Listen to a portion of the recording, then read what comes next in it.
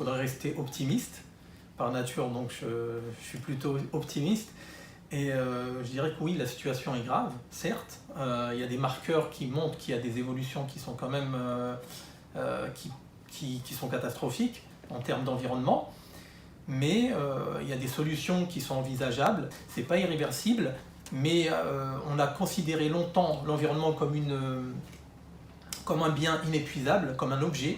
La société moderne a institué la domination de l'homme sur l'environnement, ce qui a conduit à une crise.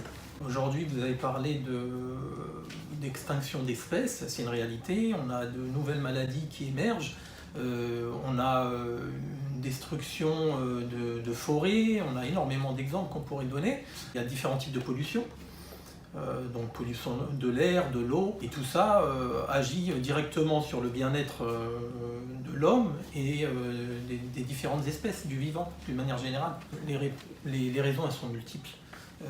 Une des principales, elle réside dans la pensée qui a fait émerger les sociétés modernes, qui ont été la source ou la raison de la naissance d'un rapport de l'homme avec son environnement qui est fondé sur l'avoir et non sur l'être.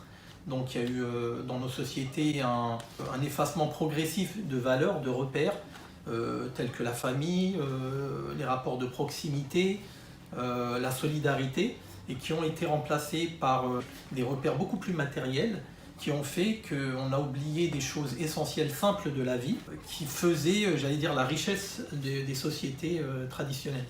Au lieu de considérer l'environnement comme, j'allais dire, un allié ou comme quelque chose dont l'homme est dépendant, donc on a plutôt considéré l'environnement comme un objet, comme un bien inépuisable, comme quelque chose qu'on pourrait utiliser indéfiniment. Alors qu'aujourd'hui, la situation nous montre que l'environnement a ses limites lui aussi, et que le fait de ne pas considérer le vivant qui entoure l'homme comme quelque chose de sacré a conduit à une catastrophe. La modernité a institué le progrès comme une finalité, et l'économie telle qu'elle est conçue aujourd'hui, justement épuise les ressources, considère aussi l'homme comme un objet d'une certaine manière, puisqu'il rentre dans un cycle, il rentre dans un système, et son bien-être est conditionné dans une certaine mesure par tout ce qui est matériel. Donc les dimensions de don, de solidarité, de sobriété sont mises de côté, et donc des choses plus de l'ordre du superflu sont mises en avant, et on arrive aujourd'hui à une conception du bien-être qui est assez limitée. On a une pensée qui a institué la consommation, le productivisme sur le plan économique, et forcément les modes de vie et les rythmes, ils sont d'une certaine manière conditionnés par ce cadre.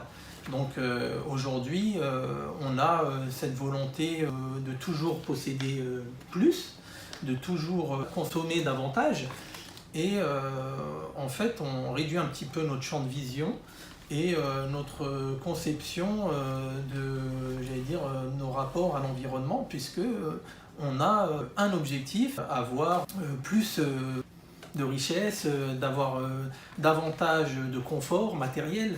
Et on voit par exemple en Occident, les sociétés, donc elles sont rythmées par les facteurs économiques, alors que dans d'autres sociétés, les facteurs qui conditionnent le bonheur sont différents. On peut regarder certains pays en Asie par exemple. Il est clair que la globalisation de l'économie, la mondialisation, elle a eu un impact sur le globe d'une manière générale.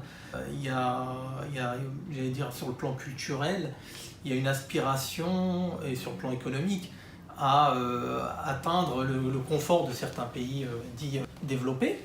Mais il y a quand même des résistances, j'allais dire, des résiliences, de certaines, j'allais dire, traditions qui sont positives, certains repères qui subsistent dans nombre de pays, même si, j'allais dire, la volonté qui est légitime davantage, d'aspirer ou d'aboutir à plus de confort, et existe.